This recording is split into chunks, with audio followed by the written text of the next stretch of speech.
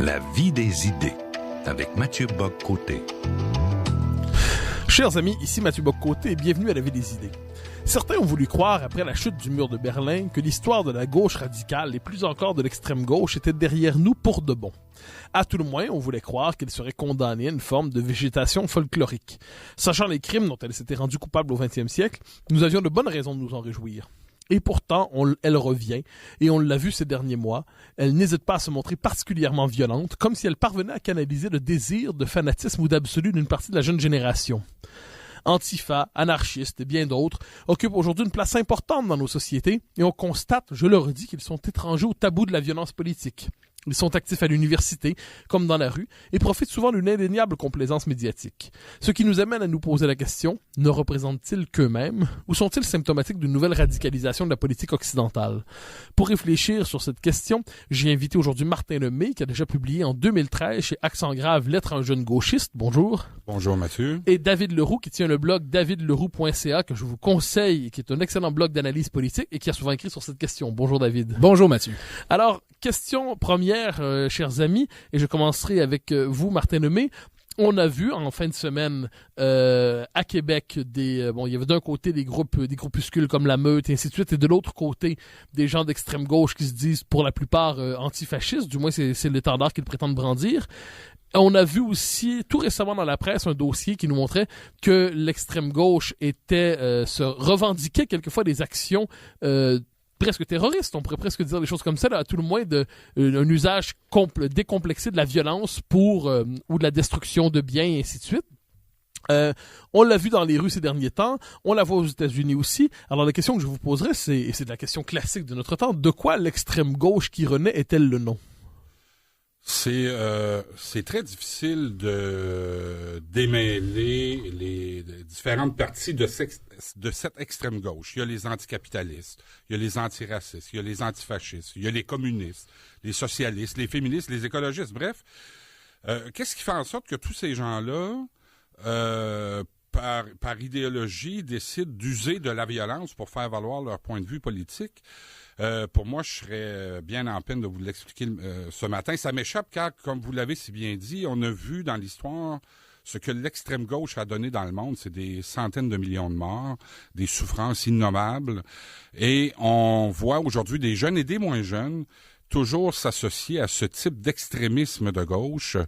Moi, ça me laisse, pour être tout à fait honnête, un peu pantois. Quand on connaît l'histoire du 20e siècle, pour moi, ça reste une énigme d'expliquer qu'est-ce qui pousse ces jeunes et moins jeunes vers la violence. Énigme, certes, mais avant bien d'autres, vous avez remarqué dans Lettre à un jeune gauchiste, vous le disiez, il y a une scène que vous décriviez, vous étiez perplexe devant le fait que des gens hissent le drapeau, la faucille du marteau. Oui. Bon, alors vous avez remarqué, vous avez remarqué avant d'autres. Donc oui. Là, le critère que vous utilisez pour rassembler ces groupes-là, pour vous, c'est la violence. Ou est-ce qu'il y a un autre critère que la violence qui permet d'identifier l'extrême gauche, selon vous? Il y a plusieurs critères, mais l'extrême gauche dont on parle ce matin, c'est la violence. Évidemment, Québec solidaire est d'extrême gauche. Même s'il ne condamne pas la violence d'extrême gauche, il reste que, à ma connaissance, du moins, il l'utilise pas.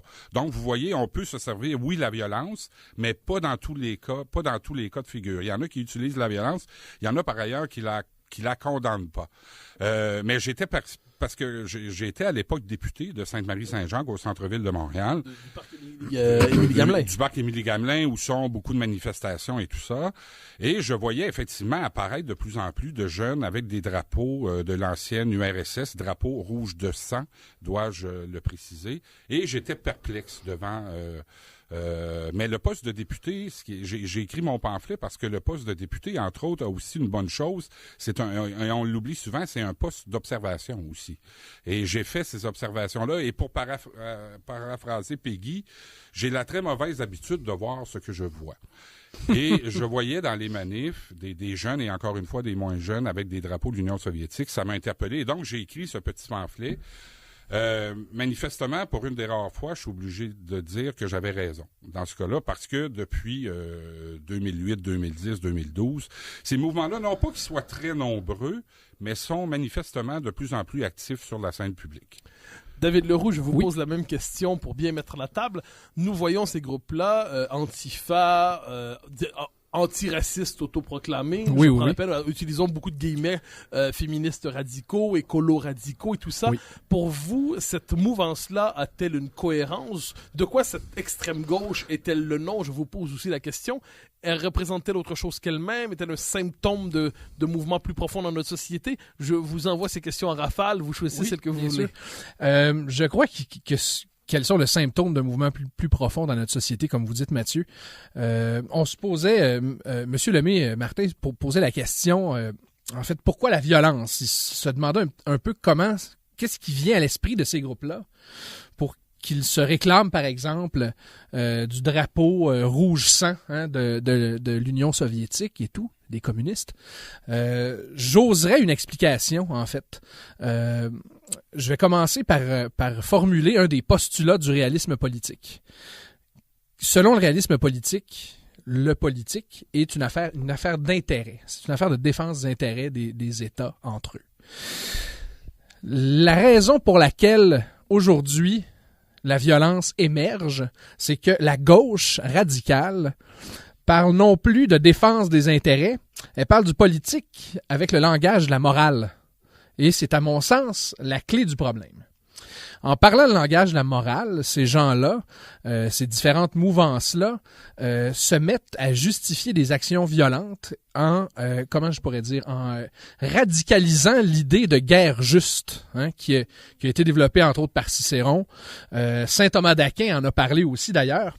Le concept de guerre juste, là, puis évidemment, mon avis à moi, c'est qu'ils radicalisent ce concept-là et qu'ils le comprennent mal, bien entendu. On pourrait peut-être ajouter qu'ils radicalisent, ils se complaisent en l'idée de guerre civile. Ah, absolument, oui. C'est-à-dire oui. la guerre civile qui est la guerre fratricide par excellence, Et la guerre où tout est permis. Mais c'est que pour eux, cette guerre est justifiée moralement.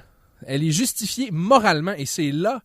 Donc ils réclament pour eux le monopole pour reprendre la formule de Giscard, le monopole du cœur. Oui, le monopole du cœur, le monopole du bien, de la vertu, exactement. Et c'est une tendance qu'on observe très, très souvent, justement, chez les groupes de gauche, et même chez ceux qui ne sombrent pas dans la violence, comme parlons... Les progressistes. Chez les progressistes en général. Parlons de Québec solidaire. Québec solidaire ne perpètre pas d'attentats, mais il condamne pas, ou en tout cas, il semble bien lent condamner la violence exercée par les groupuscules antifascistes, antiracistes, entre tous les guillemets qu'on veut. Donc, parlons de la guerre juste un peu. Selon saint Thomas d'Aquin, il dit qu'il y a 3 critères pour justifier l'action de la violence. Il dit, le premier critère, c'est l'auctoritas principis. L'auctoritas principis, ça veut dire que la guerre ne peut relever que d'une puissance publique. Alors ça, ce principe-là est violé, bien entendu, par ces groupes d'extrême gauche-là, puisqu'ils ne représentent pas la société, ils représentent une faction qui décide d'entrer en conflit ouvert. Exactement. Là où, par contre, ils accrochent, le deuxième critère de la guerre juste de saint Thomas d'Aquin, c'est la causa justa. La cause juste. Alors, il faut définir une juste cause, et cette juste cause-là va justifier l'usage de la violence. Alors, l'extrême gauche, pour elle, c'est lutter contre l'immoral, et la source de l'immoral, c'est la droite. C'est tout ce qui est plus à droite qu'eux, finalement. N'est-ce pas? Et je peux revenir même un instant, j'ai oublié, mais ça vient de me sauter à l'esprit, là. Le premier critère, l'auctoritas principis dont je parle. Donc, la guerre ne peut relever que d'une puissance publique. Le problème pour l'extrême gauche, c'est que la puissance publique, l'État, l'autorité étatique, c'est un tentacule ennemi à abattre. Parce qu'il perpétue les oppressions, il perpétue le racisme, avec le racisme systémique et tout. Il perpétue l'oppression faite aux femmes, le patriarcat, la domination capitaliste, etc. Donc, pour ces gens-là, c'est injustifié d'attendre que la puissance publique s'occupe de régler les problèmes de la société, puisque la puissance publique fait partie du problème. Alors, ces gens-là se substituent à la puissance publique en disant « Nous avons une cause juste et nous allons donc faire usage de la violence pour la défendre. » Et le troisième et dernier principe de la guerre juste, selon saint Thomas d'Aquin, c'est l'intentio recta. Donc, il faut agir selon une intention claire de faire triompher le bien commun. Alors, pour l'extrême gauche, le bien commun, éradiquer les oppressions, éradiquer le racisme, etc. Donc, pour eux, évidemment, c'est inconscient. Ces gens-là ne se réclament pas de saint Thomas d'Aquin, bien entendu, mais ils ont perverti cette vieille idée de la guerre juste, qui a été réfléchie, et ils la reprennent à leur compte pour justifier moralement leurs actions violentes dans la société. Martin Lemay. Je poursuis un peu la réflexion. Je vous disais tout à l'heure que j'ai de la difficulté à comprendre cet appétit de destruction aussi, là. Faut se souvenir, vous vous rappelez, il y a quelques années, dans le cadre des appelons ça le printemps érable, là, comme il a été appelé à l'époque, mais l'affrontement entre les policiers à Saint-Hyacinthe, c'est presque du jamais vu dans notre histoire, là. Il y a des groupes, les Black Blocs et d'autres, qui attaquaient littéralement les policiers avec des boules de billard lors d'un congrès du Parti libéral. Je crois que c'était à Saint-Hyacinthe. À Victoriaville, je crois. À Victoriaville. Écoutez, c'était des scènes de violence qu'on a vues rarement dans notre histoire. Et justement, de ce point de vue-là, les Québécois, il y a encore là, c'est intéressant de regarder dans notre histoire, à part quelques moments assez brefs, les Québécois n'ont jamais été entichés d'idéologie extrémiste, que ce soit de gauche ou de droite. Donc, ces gens-là, à quoi se réfèrent-ils? Dans quoi puisent-ils leur imaginaire politique? Encore une fois, j'insiste, pour moi, oui, David vient de nous faire une explication qui est fort intéressante, mais il reste que, pour moi, il y a quelque chose d'un petit peu déconnecté. Oui, l'univers fantasmé. Oui, fantasmé, exactement. Il y a quelque chose de fantasmé, de déconnecté avec la réalité et l'histoire québécoise, qui me rend, encore une fois, ces groupes-là encore plus incompréhensibles. Et je crois, en toute modestie, je crois penser comme bien des gens qui écoutent les nouvelles le soir et qui se disent, qui sont ces gens-là? Qu'est-ce qu'ils veulent exactement? Pourquoi ils prennent ces moyens-là pour faire valoir leur point de vue? Et je suis de ceux qui pensent ça, de cette façon. Mais ces gens-là ne prennent pas le pouvoir politique. Ils en sont incapables. Quand ils se constituent en parti politique, puis là, bon, évidemment, je les mets un peu tous dans un gros monolithe. Là. Évidemment, la gauche là, se divise en différentes factions. Toutes ne sont pas aussi radicales les unes que les autres. Mais un parti comme Québec solidaire, qui est, peut-on dire, qui a certaines positions d'extrême gauche, mais qui ne sombre pas dans le terrorisme à proprement parler, la violence. Ce parti-là peine à obtenir plus de 12-13% des intentions de vote. Qu'est-ce que ça fait dire? Et puis ça confirme ce que vous dites, Martin, en réalité, que l'électorat québécois est plutôt insensible à ces extrêmes, disons, à ces positions plus radicales. Ne les porte pas au pouvoir. Mais dans l'esprit de ces factions-là, ce fait-là, en fait, justifie leur action violente en ce sens qu'ils se disent, voilà, c'est une preuve que le système, que la puissance publique, que les institutions gouvernementales ne sont pas faites pour nous, sont conçues de sorte de nous exclure du pouvoir par la démocratie. La démocratie qui tempère bien souvent les extrêmes, là, qui vont rarement... La démocratie rarement débouche sur l'avènement de partis très, très extrêmes au pouvoir. En général, là, quand on fait la somme là, de tous les votes dans une société, on se ramasse avec des positions mitoyennes. Alors, c'est le compromis, hein, la démocratie en général. Alors, ces gens-là se retrouvent exclus et ils disent, ben voilà, on peut pas, nous, la société a besoin d'une solution radicale, on peut pas se faire entendre avec l'État, alors on va se faire entendre autrement. Je vais vous soumettre une hypothèse et vous me dites ce que vous en pensez. Nous vivons dans des sociétés qui ont asséché à certains égards les passions politiques, qui ont neutralisé quelquefois les conflits politiques, des sociétés qui nous ont proposé une forme de réduction gestionnaire du politique. Or, qu'on le veuille ou non, il existe une telle chose que la passion de la radicalité. Il existe une telle chose que le désir de transgression. Et il y a même, je dirais, probablement pour les jeunes hommes surtout, jeunes femmes aussi évidemment, mais je pense un imaginaire aussi quelquefois de l'aventure, un imaginaire du conflit violent, un désir de s'opposer à la société, un désir d'entrer en conflit ouvertement avec elle de la manière la plus violente qui soit. Ça donnait autrefois la figure de l'aventurier, ça donnait autrefois la figure du militant, ça pouvait donner bien des figures. Est-ce qu'on ne peut pas voir aussi dans cette forme de complaisance, enfin cette passion de la violence qu'on trouve à l'extrême gauche, aussi quelque chose comme un désir de radicalité et une forme d'érotisation de la violence, un désir en tant que tel de valoriser le conflit violent en lui-même parce qu'il permettrait à certains tempéraments, on pourrait dire neutralisés en démocratie, justement de s'exprimer par l'extrémisme politique. Oui, ça me paraît évident que pour plusieurs, c'est une forme d'aventure. La démocratie est parfois ennuyante. Alors, évidemment... comme disait Aaron, la démocratie s'écrit en prose. Oui, ben voilà. Donc, et que des jeunes débordants d'énergie puissent s'investir dans des mouvements Parce que moi, je fais la différence entre deux choses. Je fais la différence entre une pensée radicale, Oui. entre la publication d'un livre dont la pensée est radicale, à gauche, à droite, ou bon, peu importe la nature, et le geste violent, de lancer une boule de billard à la figure d'un policier. Pour moi, c'est deux gestes totalement différents. Permettez-moi de vous dire aussi, pour poursuivre dans l'incompréhension, dans les années 60-70, en Occident, ça bouillonnait de partout. Mais il y a eu également... Donc, pour les aventuriers politiques, il y avait à boire et à manger. Il y avait d'autres débouchés aussi. Oui, mais il en demeure pas moins que malgré tout ça, malgré l'effervescence de l'époque, il y a aussi eu des groupes radicaux violents. Le FLQ au Québec, par exemple, est apparu. Donc, bien sûr, ce désir d'extrême peut expliquer, mais d'après moi, ça n'explique encore pas tout, parce qu'aujourd'hui, on sait ce que l'extrême gauche a donné. Dans les années 60-70, il y avait un aveuglement volontaire sur les horreurs de l'extrême gauche dans le monde. Mais certains vous répondraient qu'on savait déjà à ce moment-là. En fait, on sait depuis toujours, et l'aveuglement, comme disait Christian Jolin, le journaliste français, l'aveuglement est consubstantiel à une certaine psychologie radicale, c'est-à-dire si notre projet dégénère, ce n'est pas à cause de notre projet, c'est parce que le réel résiste exagérément.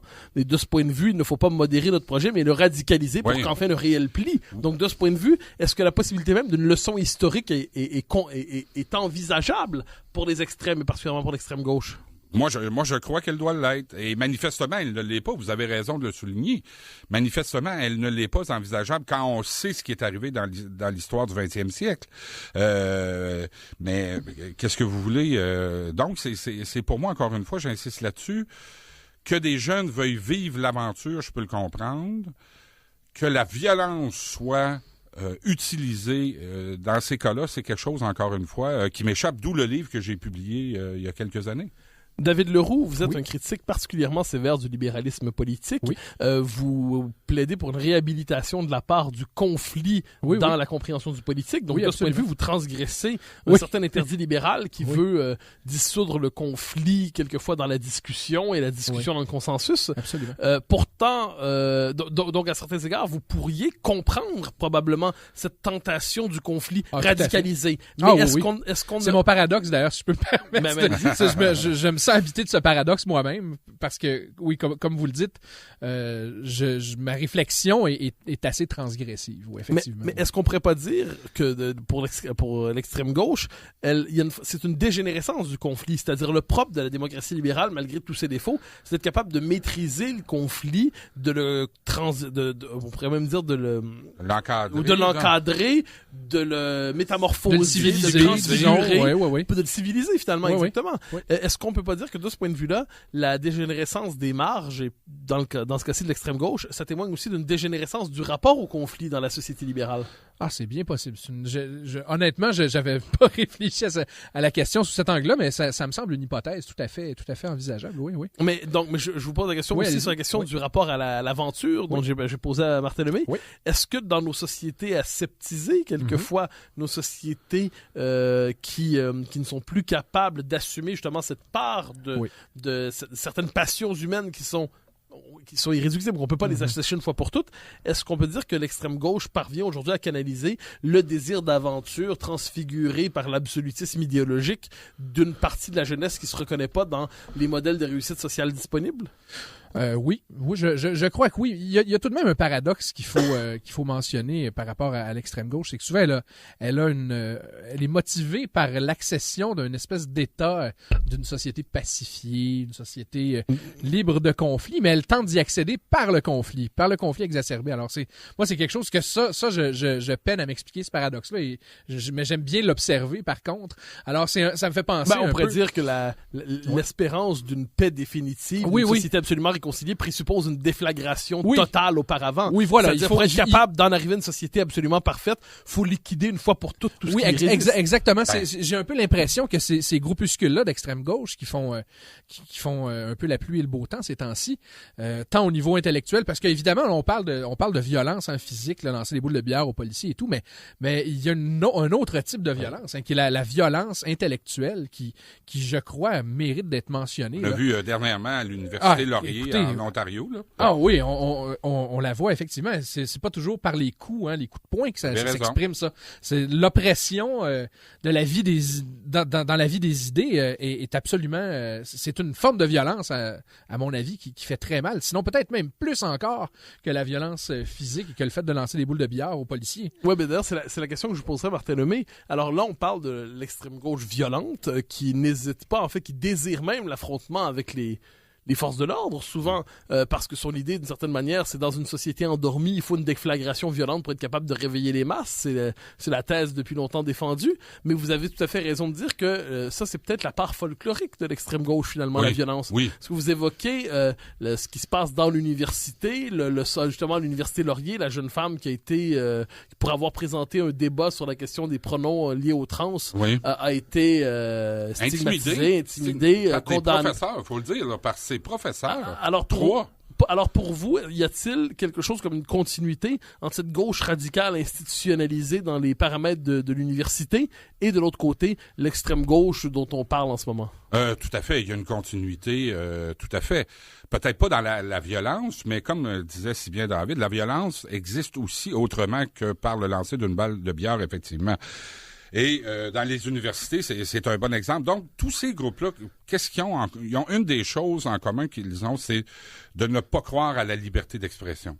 D'empêcher, vous parliez tout à l'heure, les débats d'idées, d'empêcher tous ceux qui ne sont pas d'accord avec eux d'avoir voix au chapitre. Vous avez, cher Mathieu, vous avez vous-même été victime à l'UQAM de cette méthode-là qui fait en sorte que des manifestants s'en vont dans une école. Là, il va y avoir une conférence d'individus dont ils n'aiment pas les idées. Et là, ils manifestent pour intimider les participants, pour intimider les institutions. Et les universités telles qu'elles sont aujourd'hui, évidemment, ne se battent pas. Elles annulent tout simplement la conférence qui était prévue. Donc, il y a une violence symbolique qui est peut-être encore plus importante et pour moi beaucoup plus dangereuse. Pourquoi? Parce qu'elles sont au cœur des institutions universitaires, au cœur des institutions politiques, au cœur des médias aussi. Donc, on le voit bien. Donc, les gens d'extrême gauche manifestent avec le drapeau de l'ancienne Union soviétique, personne ne dit rien. Imaginez-vous qu'un jeune ou un moins jeune manifeste avec un drapeau d'une croix gammée. Qu'est-ce qui se passerait? Et on serait les trois ici, on serait les premiers à les dénoncer, ces gens-là. Mais il y a un double statut dans les médias qui fait en sorte que vous pouvez manifester avec des symboles du totalitarisme de gauche sans coup férir, et les autres symboles, les autres sont, cette fois-là, à juste titre, combattu par les médias. Donc, cette violence institutionnelle existe et, encore une fois, j'insiste là-dessus, est pour moi beaucoup plus dangereuse parce que on ne la voit pas. Vous parliez de la jeune fille à l'université Laurier, elle a eu le réflexe d'enregistrer son interrogatoire et c'est comme ça qu'on a su le traitement qu'elle a reçu. Si elle n'avait pas enregistré son interrogatoire par ses professeurs, jamais on aurait su ce qui se passe dans cette université. Donc, moi, j'ai l'impression que sur ce sujet-là, malheureusement, les médias font peut-être pas leur travail. D'aller enquêter dans les lieux de pouvoir, dans les lieux de savoir, pour savoir ce qui s'y passe réellement. David Leroux, parce qu'en deuxième partie, je vous dis, je vais vous ramener beaucoup sur la question de l'université, mais développer déjà, puis je vous poserai aussi une question sur les médias, mais allez-y. Ce que je voulais rajouter simplement, c'est que je veux peut-être développer un peu l'idée que j'ai lancée tout à l'heure. Donc, ces groupes-là recherchent un idéal de société pacifiée. Oui. Et vous me posiez la question, c'est que j'essaie en même temps de justifier mon paradoxe, moi qui ai une pensée transgressive et radicale et qui dénonce la violence de l'extrême gauche. Alors ces groupes-là cherchent donc à pacifier le monde à l'aide de la violence, donc à forcer un modèle politique qu'ils s'imaginent pacifiant, qui va vider le monde du conflit. Donc pour eux, ce sont un peu des sauveurs, hein. Ils sont un peu dans l'idéologie. Pour eux, le conflit n'est pas consubstantiel au politique. Pour eux, le conflit est un moment du politique avant la réconciliation finale. Oui, exactement. Et c'est là que je diverge d'eux, justement. C'est là que ma pensée diverge complètement d'eux. C'est que, pour moi, le conflit est consubstantiel au politique. Mais pour eux cherchent à sortir du politique, en réalité, parce qu'ils cherchent à anéantir le conflit. étrangement, par le recours à la violence. Oui, c'est sûr que pour vous, le conflit est consubstantiel aux politiques, donc jusqu'à la fin des temps, diverses visions, différentes philosophies vont s'affronter. Exact. Donc dès lors, si le conflit est consubstantiel aux politiques, il doit être civilisé. Oui. Alors que si on a une idée comme quoi le conflit est un moment avant l'avènement de la société idéale, ben, le conflit doit être poussé à son paroxysme. Exactement. Et ça donne ce paradoxe là qu'on remarque, donc de gens qui cherchent la paix dans le monde et qui frappent sur tout ce qui pense pas comme eux. Alors c'est absolument. Mais je vous relance sur une question qui me semble très importante en lien avec tout ça, que Martin Lemay a évoqué, c'est la question de la complaisance médiatique. Oui. On le voit dans les manifestations. On va nous dire d'un côté affrontement. On va parler d'affrontement. Souvent, cela dit, il y a une forme de discours de compréhension, d'adhésion tiède ou d'adhésion dissimulée à l'endroit de certains de ces groupes. Est-ce que vous constatez aussi cette complaisance médiatique à l'endroit de l'extrême gauche? Et si oui, comment l'expliquez-vous? Ah oui, je la remarque absolument. Hein. Disons, l'élite médiatico-intellectuelle a fortement tendance à... d'abord, une de ses préoccupations les plus importantes, c'est de ne pas être de droite. Hein. C'est quelque chose qui compte beaucoup pour beaucoup de gens, hein, autant à l'université donc que dans les médias. Il ne faut pas être de droite. C'est quelque chose qui est fondamentalement, intrinsèquement mauvais. Alors, évidemment, dès lors qu'on pense ça, l'idée justement là, de la guerre juste de laquelle je parlais au début devient à la limite acceptable parce qu'il faut la droite devient un mal absolu à combattre. Alors, oui, on va faire preuve d'une certaine complaisance par rapport aux acteurs les plus radicaux de la gauche, donc qui utilisent la violence. Justement pour ça, parce que ils font pour une bonne cause en fait. Hein, peut-on reprocher à quelqu'un d'être antiraciste? Peut-on reprocher à quelqu'un d'être féministe? On l'a vu récemment. On peut pas se dire non féministe aujourd'hui. C'est absolument interdit. Alors, étant donné cela, on justifie, on est complaisant envers l'extrême gauche violente. Martin Lemay. Il y a eu un article de la presse jeudi dernier. Les journalistes Philippe Tessera-Lessard et Daniel Renaud. Daniel Renaud est spécialisé dans le journalisme d'enquête, dans les milieux des motards et de la mafia. Donc, il connaît le domaine de la violence et ils ont fait un petit dossier sur l'extrême gauche. Et je cite le premier paragraphe de leur article. Les attaques revendiquées par des groupes d'extrême gauche se multiplient depuis quelques mois au Québec, alors que tous les projecteurs sont tournés dans la direction opposée. La direction opposée étant une espèce d'extrême droite qui existerait, qui menacerait nos institutions. Alors même des journalistes eux-mêmes, si vous voulez, soumettent ce problème-là, en quelque sorte, que les médias, quand il s'agit d'extrême gauche, font pas nécessairement leur travail. Est-ce que c'est par complaisance? Est-ce que c'est par ignorance de l'histoire? Moi, je pense que c'est un peu tout ça, mais c'est clair pour moi que dans ces enjeux-là, ils ne décrivent pas qui sont ces gens, ils ne décrivent pas ce qu'ils font, ils ne décrivent pas la menace qu'ils sont, non seulement les groupes violents, mais comme on le disait, et on va poursuivre notre discussion plus tard, dans les groupes organisés universitaires, médiatiques et autres. Bref, il y a comme une impensée de l'extrême gauche depuis plusieurs années. Et malheureusement, là-dessus, j'insiste, les médias, malheureusement, font pas leur travail. Bien sûr, il y a couvrir une nouvelle, c'est une chose, mais il y a aussi un travail de fond qui exige que la population attend des explications. Alors, chers amis, nous passons à la pause pour quelques instants et nous revenons ensuite à la vie des idées pour cette discussion avec David Leroux et Martin Lemay sur l'extrême gauche, son retour au Québec.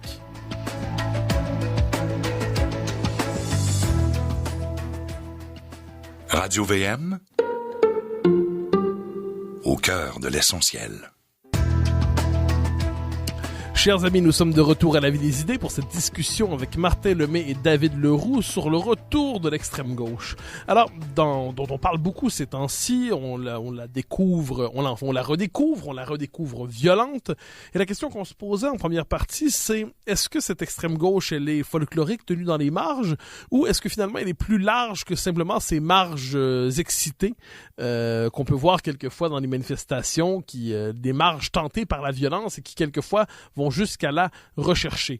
Dans cette deuxième partie, la question que j'aimerais vous poser, c'est celle plus largement de ce qu'on pourrait appeler la complaisance intellectuelle à l'endroit de la radicalité de gauche dans nos sociétés. Je le dis tout de suite, non pas l'ensemble de la gauche, évidemment. On parle pas de la gauche social-démocrate, on parle pas de la gauche libérale, on parle pas même de la gauche du socialisme démocratique. On parle ici d'une école de pensée particulière.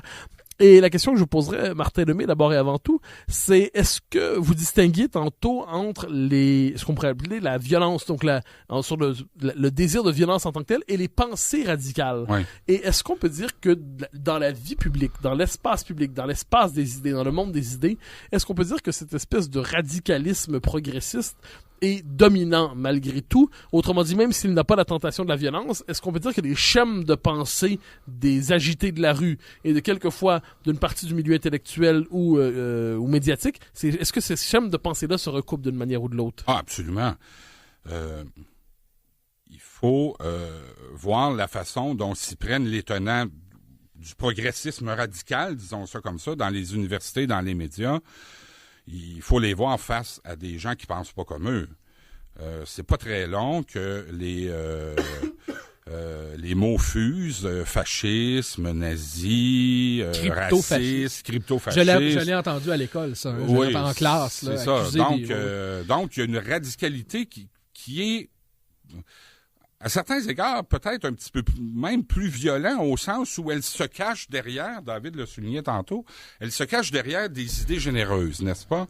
D'égalitarisme, d'antiracisme, de multiculturalisme. Bref, tout le monde s'aime, tout le monde il est beau, tout le monde il est gentil. Et quand on n'adopte pas intégralement le catéchisme de ce progressisme radical, et là, évidemment, si on est un petit peu à droite de Québec solidaire, on est des fascistes, des nazis, des racistes. Et malheureusement, force est de constater où on n'a simplement pas compris encore. Oui, alors, il faut nous éduquer. Ça, c'est au mieux. Il faut nous éduquer parce nous avons des peurs irrationnelles. Oui. Ça, c'est très populaire aussi de parler dans ces termes-là. Mais ça, c'est un petit moment de perdition. Oui, voilà. On est fasciste avant et probablement pendant et après. En fin de compte, comme bien du monde, j'ai été naïf de croire qu'en 90, Mathieu, vous le soulignez tantôt, j'ai été naïf de croire que ça en était fini avec le communisme et l'extrême gauche. Manifestement, ce n'est pas le cas.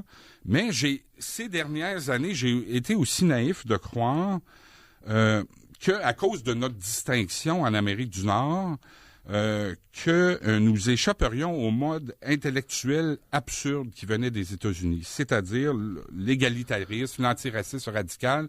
Et là, je me rends compte, depuis quelques mois, quelques années, que cette philosophie venant des universités américaines fait aussi des ravages chez nous. Par exemple, Québec solidaire se fait l'apôtre de cette pensée de progressisme radical avec des thèmes comme le racisme systémique, la culture du viol, le multiculturalisme débridé. Donc, j'ai pensé naïvement qu'on pourrait peut-être échapper à ça, mais malheureusement, force est de constater qu'on y échappe pas.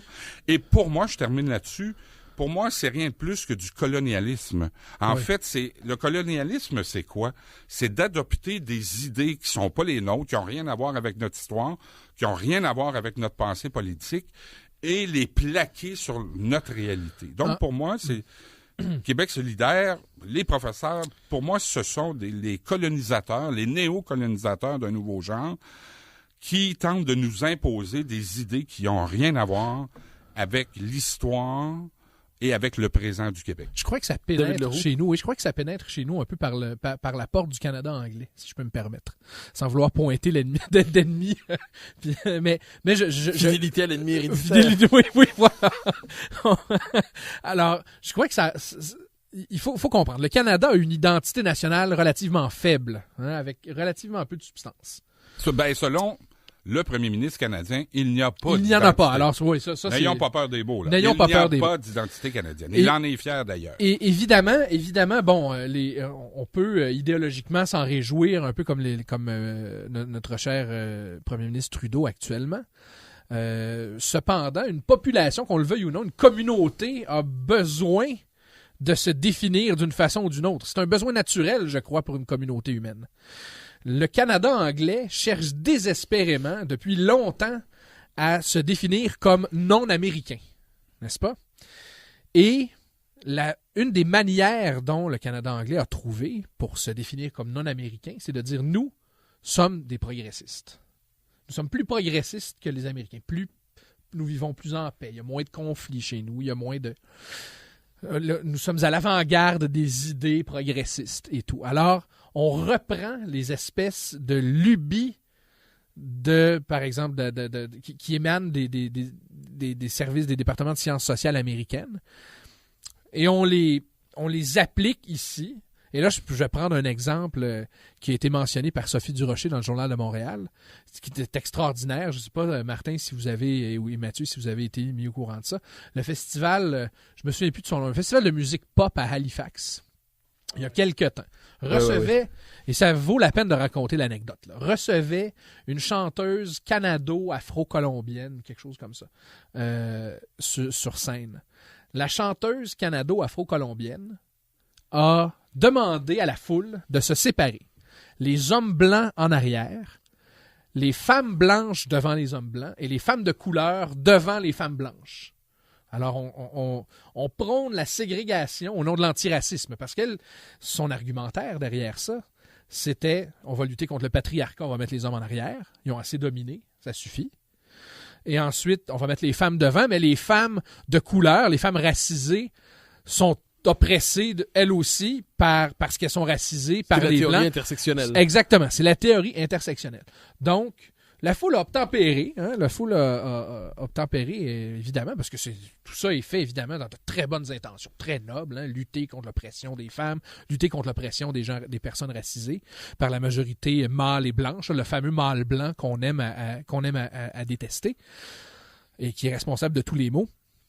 Et, horreur, une photographe à cet événement-là était une femme blanche, photographe officielle. Elle restait en avant pour prendre des photos. Ce qui a suscité le courroux de la chanteuse. Et la photographe dit, mais voyons, je ne partirai pas, je dois prendre des photos du spectacle, c'est mon travail. Et le lendemain, le festival s'est excusé du comportement raciste de la photographe envers la chanteuse et a offert à tous ses employés dans le futur des cours d'antiracisme et d'antidiscrimination. C'est quand même extraordinaire. Mais ça, des exemples comme ça, on pourrait passer 5 émissions probablement à en donner. L'exemple que vous donnez est très juste. Mais ça, c'était impensable. Il y a 20 ans. Mais c'est juste d'où le danger. C'est que tous ces gens-là prônent la diversité, mais pas la diversité d'opinion. Et le problème, c'est que quelqu'un peut penser comme ça. La liberté d'expression est importante, mais le problème, c'est que beaucoup de ces gens-là veulent empêcher les autres de parler, de critiquer. C'est ça le problème. Mais elle n'a pas eu le droit de critiquer la photographe. Mais c'est ça, c'est que le problème dans les universités, dans les médias, c'est que vous n'avez pas le droit de critiquer ce progressisme radical. Moi, c'est ça qui me dérange. Mais Martin Lemay, je reprends néanmoins la description faite par David Leroux, parce qu'il pointe sur quelque chose de très important. C'est ce qu'on pourrait appeler une espèce d'inversion étrange de l'extrême gauche, c'est-à-dire que aujourd'hui, c'est au nom de l'antiracisme qu'on racialise les populations. Oui. C'est au nom de la paix c'est au nom, c'est au nom de l'antisexisme qu'on va cultiver une forme d'apartheid sexuel, de guerre des sexes avec des safe space et des festivals réservés aux femmes. Alors, j'y arrive. Est-ce qu'on n'est pas quelque part en ce moment dans une forme d'étrange ruse de l'histoire où par exemple, toute la volonté de déracialiser les rapports sociaux qui a été qui a travaillé les dernières décennies, eh bien aujourd'hui on les racialise, mais pour des motifs progressistes. On réhabilite une forme, je le dis, d'apartheid sexuel, mais encore une fois pour des motifs progressistes ou féministes. Est-ce qu'on n'est pas devant une situation, je dirais pas loufoque, mais à tout le moins une espèce de renversement de l'histoire où ce que l'on combattait autrefois ce qu'on croyait combattre à l'extrême droite, eh bien on le retrouve à l'extrême gauche aujourd'hui, mais maquillé d'une vertu supérieure. Ah, tout à fait. C'est d'ailleurs ce qui fait le danger de cette pensée. C'est, comme vous le dites si bien, c'est maquillé, mais mon problème, encore une fois, c'est qu'il y a des gens qui peuvent penser ça. Mais là, les années passant, c'est que c'est presque totalitaire maintenant. Donc, ces gens-là... C'est que dans leur esprit, lorsque vous parlez, vous reconduisez des Ben privilèges qui soutiennent une structure Oui, mais sociale de c'est- pression. Ben oui, mais Donc, de moi, leur point de c'est- vue, ils sont en train de théoriser la légitimité de votre censure. Oui, mais c'est justement ça qui est dangereux. Il mène c'est une guerre ça. juste. Oui, mais c'est ça qu'il faut dénoncer, et c'est la raison pour laquelle, théoriquement, on serait en droit de s'attendre que les médias, les partis politiques, les universités aillent à l'encontre de ce mouvement totalitaire et que, justement, ils recréent en leur sein de la diversité de pensée. Donc, moi, ce qui m'inquiète, c'est pas que des gens possèdent ces idées-là, c'est que ces idées-là sont maintenant indiscutables Oui. dans la place publique. Sinon, vous êtes un fasciste, je le disais tout à l'heure, un fasciste, un nazi, des gens qui veulent revenir aux heures sombres de l'humanité. Le problème, c'est de s'arroger le monopole. C'est le La vertu, monopole. c'est la base du problème. Ben voilà, et tout à l'heure, je parlais de colonisation des esprits. Alors, que ces idées-là s'imposent au Québec, moi, ça me renverse complètement. Je sais, je suis un peu naïf, je l'avoue d'entrée de jeu, parce que le Québec n'a jamais été une puissance. Le Québec n'a pas de passé colonial. Le Québec n'a pas de passé d'extrême droite. Le Québec n'a pas de passé raciste. Et le Québec a plutôt, quand vous regardez toute son histoire, a plutôt rejeté tout au long de ses 400 ans d'histoire tout radicalisme politique de droite ou de gauche. Donc, ces idées-là se plaquent ici et sans qu'il y ait une base réelle, sans qu'il y ait une base de réalité historique. Et à un moment donné, et c'est là que je reviens sur le rôle indispensable dans ce type de réflexion-là, dans ce type de débat, du rôle des médias, des intellectuels et des universités qui, malheureusement, à l'heure actuelle, dans ces enjeux-là, ne font que reprendre les mots-clés qui sont dits par des professionnels des communications et les répéter comme ça au gré de leur chronique ou de leur reportage. Vous savez, Martin, vous avez fait sursauter ou peut-être se retourner dans sa tombe Pierre-Éliott Trudeau avec ce que vous avez dit. Tant mieux. Qui lui défendait très tôt l'idée que le Québec était fondamentalement hostile à la démocratie, avait des petites tendances fascistes naturelles en son sein. Donc, pas tenté par les extrêmes. Il y a beaucoup de gens de la gauche Ouais, mais je leur défie, de la gauche canadienne libérale qui sursautent. Je les défie qu'on ait une discussion Oui, moi aussi. intelligente et civilisée sur l'histoire du Québec et tous ces volets-là. Je suis disponible n'importe quand. Oui, moi aussi, je vais y aller avec vous, Martin. Je vous relance sur une question qui me semble, je nous ramène à la rue, disons ça comme ça. Ce qu'on constate souvent dans les manifestations des derniers temps, c'est une forme d'émantisation ou de magnétisme, pardonnez la formule, entre des groupuscules d'un côté et de l'autre qui se cherchent. C'est-à-dire d'un côté des groupuscules associés à l'extrême droite, de l'autre associés à l'extrême gauche. Ils sont dans la rue et cherchent le conflit comme s'ils voulaient évacuer justement la possibilité du dialogue, parce que la possibilité du dialogue, c'est deux points de vue contradictoires, mais qui sont capables néanmoins de se répondre, comme s'ils voulaient évacuer la possibilité de la modération, c'est-à-dire que les principes ne sont utiles en démocratie qu'appliqués avec un certain sens de la mesure et en sachant que d'autres principes sont possibles. Là, ce qu'on voit, ce sont des groupes qui se cherchent parce que les deux, au-delà de tout ce qui les divise, semblent avoir en commun une chose, c'est l'idée que le véritable affrontement, c'est un affrontement pour en finir avec le camp d'en face. Est-ce que vous croyez que ces tendances vont s'accentuer? Est-ce que ces manifestations sont un moment étrange de l'année 2017 ou est-ce que finalement le fait d'assister que la rue redevienne un théâtre d'affrontement des radicalités politiques où les radicalités cherchent à évacuer tout ce qui pourrait les modérer, autrement dit, pour le dire en d'autres mots, et là j'applique pas ça exactement à ce qui se passe dans la rue tous les jours, mais les communistes préféraient affronter les fascistes que les démocrates libéraux, les fascistes préféraient affronter les communistes que les démocrates libéraux aussi. Est-ce qu'on n'est pas dans une situation où les extrêmes finalement jouissent de s'affronter les uns les autres parce qu'ils évacuent ensuite la possibilité du dialogue démocratique? Ben, les extrêmes s'affrontent dans la rue peut-être parce qu'ils entretiennent l'idée que, et peut-être ont-ils raison d'ailleurs, peut-être que le pouvoir politique est actuellement sclérosé et qu'il est tellement sclérosé qu'il ne permet pas une réelle qui rend difficile, disons, de vraiment réellement changer les choses en passant par le pouvoir politique, par la joute politique standard, disons, démocratique. Donc vous êtes plutôt d'accord avec l'idée qu'il y a une telle impuissance du politique aujourd'hui que la rue devient un débouché naturel? Ben, je crois qu'il faut réfléchir, en tout cas, à cette question-là. Là. Je ne suis pas prêt à croire... Non, vous dites non, Martin. Je lui donnerai la parole ensuite. Oui, bien sûr. Votre point. Je dis simplement qu'il faut peut-être envisager cette question. Il faut réfléchir. C'est possible. C'est possible que les institutions démocratiques sous l'hégémonie libérale soient très, très difficiles à faire bouger d'une façon ou d'une autre. Martin Lemay, est-ce que vous partagez ce constat sur une sclérose, une nécrose, une impuissance du politique en démocratie ferait en sorte que la rue serait le débouché, non seulement naturel, mais légitime? Je partage l'idée de la sclérose politique. À l'heure actuelle, il y a peut-être qu'il y a beaucoup de de gens qui ne se retrouvent pas dans les débats politiques. Oui, voilà ce que j'essayais de dire. Oui, c'est ça. Oui. Ça, je le comprends. Mais que la rue, non.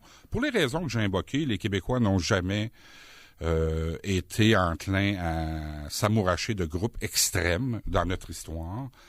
Malgré tout le battage publicitaire, il était que c'est quand même, on parle de quelques centaines de personnes, hein, des deux côtés. Oui. Donc, malgré tout le battage publicitaire depuis un an que tous ces groupes-là ont, il reste que ça demeure marginal. Ça demeure très très très marginal. Donc, pour moi, c'est tout simplement une histoire de médias pour l'instant. C'est gonflé un peu. Mais de contrôle institutionnel, peut-être. Mais quand ce sont des minorités suffisamment agissantes pour être capables. Mais là, je reviens à l'extrême gauche qui ne reconnaît pas la liberté d'expression parce que l'extrême gauche va se mobiliser elle-même. On l'a vu il y a 2 semaines. Elle a manifesté à Montréal. Tout est en ordre, tout s'est bien passé. Bon. Des manifestations contre le racisme. Contre le racisme, bon, on peut... mais tout s'est bien passé, il n'y a pas eu de violence à ma connaissance. Mais là, c'est que une autre partie de l'extrême gauche se mobilise dès qu'il y a une manifestation autre que la leur. De gens qui n'ont pas le même message qu'eux. Et moi, à ma connaissance, les organisations qui ont manifesté à Québec en fin de semaine, ils l'ont annoncé. Et là, l'extrême gauche, après ça, a dit, on en fait une, nous aussi. Donc, ça revient à dire que cette extrême gauche-là ne respecte pas la diversité d'opinion. Ça revient toujours à ça. Ils ne respectent pas la liberté d'opinion parce que quand ils ont manifesté il y a 2 semaines contre le racisme, contre les inégalités, contre le patriarcat et tout, est-ce qu'il y a eu une contre-manifestation? Non. Pas à ma connaissance, en tout cas. Tandis que si vous manifestez pour d'autres sujets que l'extrême gauche, là, il y a les bandes plus violentes qui, là, interviennent pour vous intimider, pour vous empêcher. Donc, la seule chose que c'est... Dans le fond, l'extrême gauche ne manifeste pas tant qu'elle contre-manifeste. Alors, il nous reste même pas 10 minutes, il nous reste 8 minutes environ. La question que j'aimerais vous poser est un peu difficile à la fin, mais peut-être est-elle nécessaire aussi. On peut pas dire que jusqu'à maintenant c'était simple non plus. Non, ce sont des questions plutôt complexes. Oui.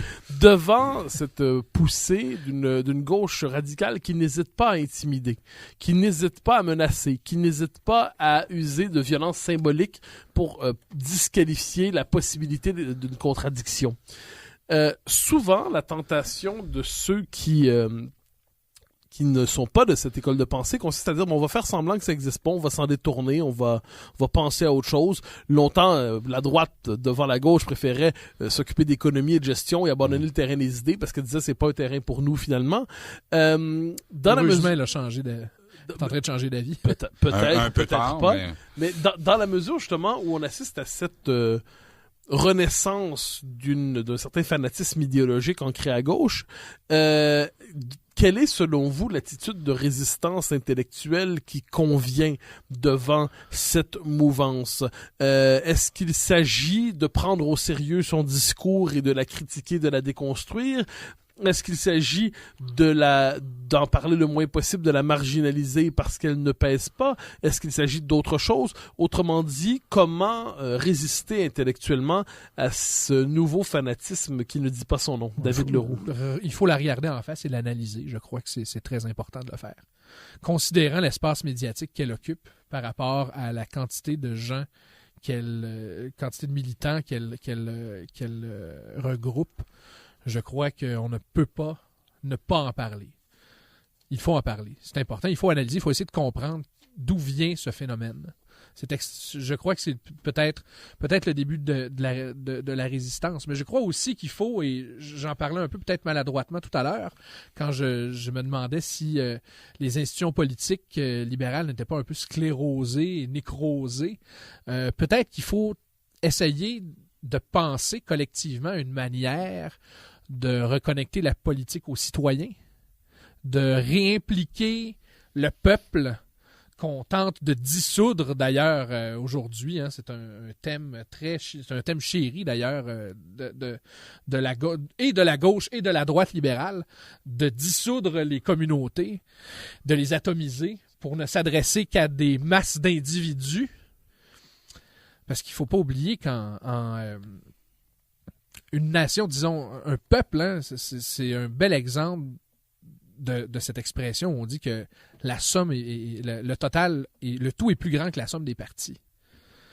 Alors, en tentant de ne plus voir ce tout plus grand que la somme des parties, on se met à ne plus parler au peuple. Et peut-être, j'ose le dire, mon Dieu, même si on n'a pas tellement le droit de le dire, peut-être que le retour du populisme est peut-être pas nécessairement une mauvaise chose. Alors, je parle de populisme au sens où l'entend Chantal Delsol dans ses ouvrages, c'est-à-dire qu'on parle, et non la démagogie, on différencie les deux. Donc, pas parler aux bas instincts de l'individu, mais parler au peuple. Qu'est-ce qui motive le peuple? Alors, peut-être que ça, c'est une manière de reconnecter le politique avec les peuples, justement, avec les communautés noyaux qui forment les nations. Et peut-être que ça fait partie de la solution. Donc, pour vous, le populisme est un symptôme d'une demande de politique? Oui, je crois que oui. Je partage cette analyse. Et les peuples réagissent assez bien quand même. Les mouvements politiques populistes, là, récoltent de plus en plus d'appui. Est-ce qu'on peut pas dire que le drame, cela dit, c'est lorsque le politique est justement détourné et récupéré par ces mouvements-là, alors que, normalement, il devrait être pris en charge par ce qu'on pourrait appeler des partis qui ont une culture gouvernementale? Ben, disons, écoutez, je ne crois pas que le populisme en politique soit une fin en soi, là. Mais ça peut être un moment mais c'est peut-être en tout cas un symptôme et un moment à passer aujourd'hui face à la déconnexion grandissante que les élites semblent vouloir faire entre le pouvoir gouvernemental, le pouvoir politique et les citoyens. Martin Lemay.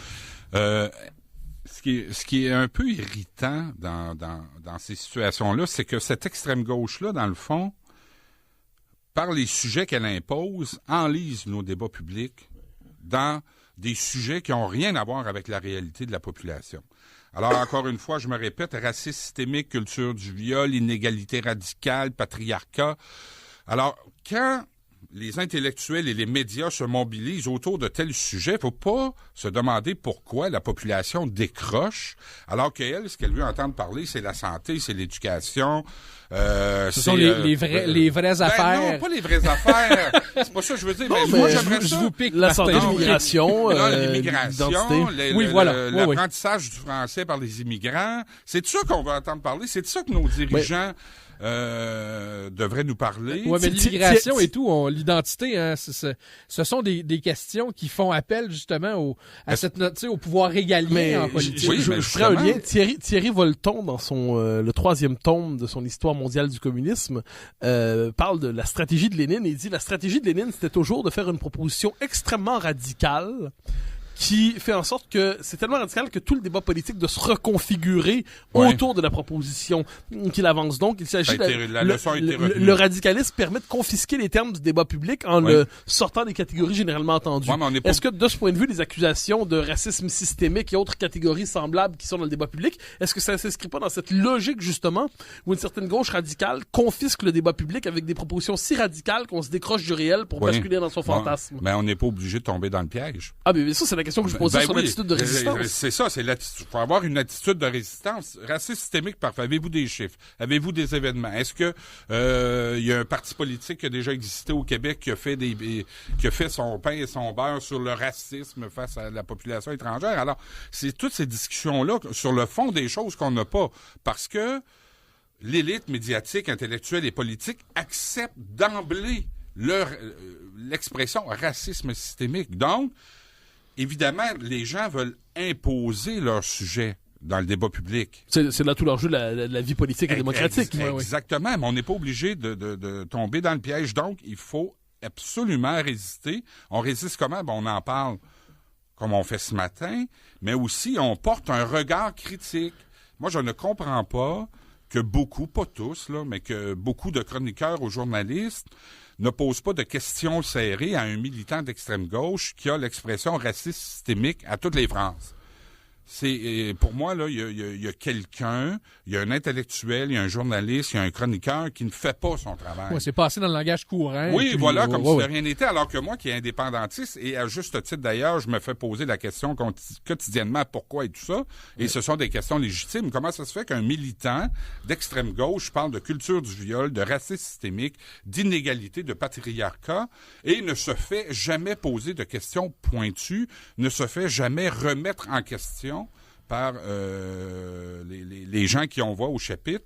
Ça m'échappe, mais il faut le faire. Il faut absolument remettre en question ces dogmes qui n'ont rien à voir avec notre réalité. Il nous reste à peine 20 secondes. David Leroux, je vous pose une question. Répondez très rapidement. J'essaie. Est-ce que finalement, cette question, c'est pas aussi une bataille du langage et du vocabulaire? Les mots que nous utilisons pour penser sont des mots qui conditionnent notre rapport au réel. Est-ce que la bataille est pas aussi une bataille du vocabulaire? Seigneur, oui. Et par pitié, courez vous acheter le livre de Patrick Moreau, Ces mots qui pensent à notre place. Oui. Alors, voilà ce que j'ai à dire. Alors, chers amis, c'est un immense plaisir de vous recevoir aujourd'hui pour cette émission. Martin Lemay, David Leroux. Chers amis, nous nous retrouvons la semaine prochaine pour un autre épisode de La Vie des idées.